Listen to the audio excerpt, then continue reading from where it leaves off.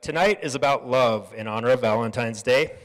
We've got 5 speakers tonight, 2 couples, and a couples counselor who will share their stories of falling in love, secrets for how to make love last, and more fun stories about romance. David Sherman is a couples counselor who leads from the heart with compassion and curiosity at Riversage Counseling. He'll discuss the lighter side of things he's seen in his years of counseling couples. It's, couples counseling, I feel very honored, that people have the courage to come and to share with themselves. I also work with individuals, and individuals one-on-one, it's great. You can kind of tell a therapist anything you want. When you go as a couple, there's, there's someone who knows the stories, and that's a very different kind of experience that takes a lot of courage to bring your partner in with you, and it's a very vulnerable place. The couples do most of the work. I'm fortunate to work with them. Generally, there's basically 5 things that couples come in to talk about. It's either money, the mess, kids, thirds, which could be work or other commitments, and of course, sex. Those are basically variations on a theme. However, working with couples, I kind of see that those are kind of like the surface issues, and that things generally go a lot deeper than that. Some of the couples I've worked with, it's rare, but it has happened, believe it or not, that a couple will come in at the beginning of a relationship. When they're just starting to get to know each other. That's rare, but I have had, a young couple, they've been dating for under a year. They came in, they're still kind of on that honeymoon vibe. And working with them for a little bit, I learned that they have no idea how to have a disagreement, how to have an argument. And as we've heard from some of the couples before, that's actually really important. And as a couples therapist, I can kind of, poke them with a stick a bit, just a bit, because, it's important. How do we argue? How are we supporting each other in the best of times? How are we supporting each other when times are difficult? And that, as someone mentioned the word practice, and it is practice. It is something that whether it's a year or 45 years, it's an opportunity to kind of get to know yourself a little better and get to know your partner a little better.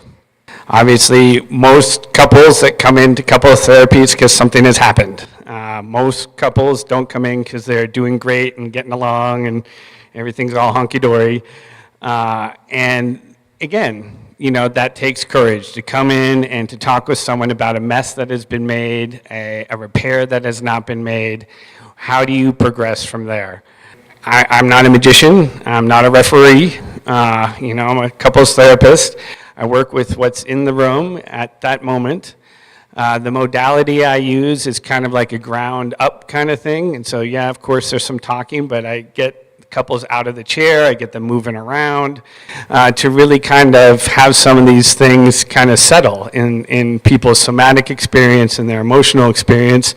Because that's where a lot of, hiccups can come from. Like intellectually we can get along and talk and be friends, but when the emotions get involved, working with couples who, come from very different backgrounds. Working with a couple where one of the couple members might have a very trauma-rich background and the other one might not. And so how, they're coming from very different places and they might love each other and care about each other, but that very basic emotional programming can be really, really different. And that's a challenge for the couple. It's an opportunity for the couple. One of the sweetest couples that I had the opportunity to work with, one of them had a very challenging head injury.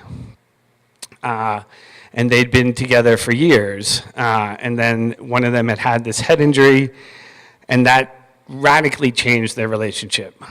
They went from being partners and kind of, compadres to really being in a caretaking position and someone who really needed a lot of care.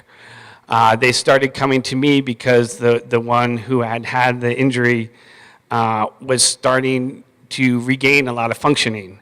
And so the relationship was trying to change so that they weren't in that kind of caretaker, to become a more equal kind of relationship.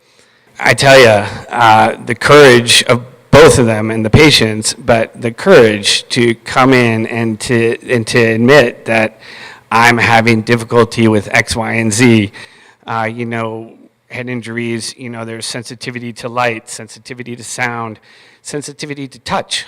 All of a sudden, their physical relationship had been very different, and they weren't really certain how to come back to something that was more equal, that was more physical.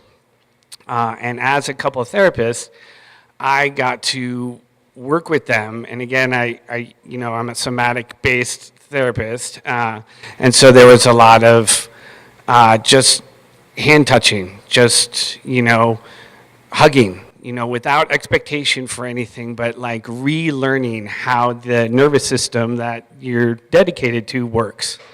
And it was incredibly sweet, incredibly kind, and very, very slow. There is no quick fix to some of these things. Couples therapy is interesting. Folks come, they're freaking out, something's happened. They come for a couple of times, and then they're like, oh, everything's great. We'll see you later. Peace out. And, then a month or two later, I get, another, hey, you got any? And it's like, yeah, of course. This is not a single shot solution. This is kind of something that we're all doing together. Couple relationship starts with my relationship with myself, my relationship with my partner, my relationship with my community and coworkers.